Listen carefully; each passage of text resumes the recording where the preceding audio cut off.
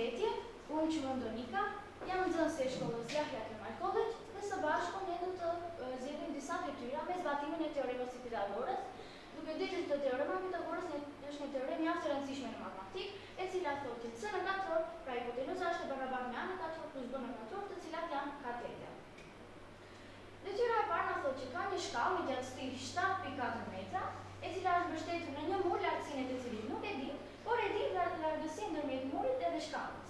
Dhe në këtë rast, lartësia e murit faktikisht do të ketë funksionin e një katete, ndërkohë që shkalla do të ketë funksionin e hipotenuzës dhe largësia ndërmjet shkallës dhe murit është 2.4 metra që ka funksionin e njërës katete. Pra nëpërmjet teoremës së Pitagorës, x në katror është e barabartë me 7.4 në katror minus 2.4 në katror, x në katror është e barabartë me 54.76 minus 5.76, x në katror është 29, pra x është rënja 29 që na bën 7, pra lartësia e murit që kishte funksionin e katetës. Kalojmë te detyra e dytë, na është dhënë një rreth me rrezë 2 decimetra, pra rrezja është 2 decimetra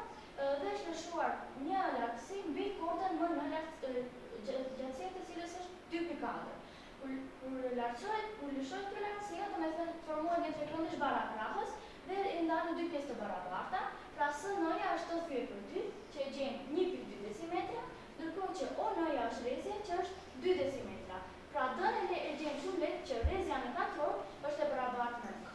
D në katror plus T/2 në katror, pra 2 në katror është e barabartë me D në katror plus 1.2 në katror, e në bazë të zgjidhjes së detyrës dimë që D-ja, pra lartësia është rënja 2.56 dhe D-ja është e barabartë me 1.6 decimetra, pra e gjejmë lartësinë e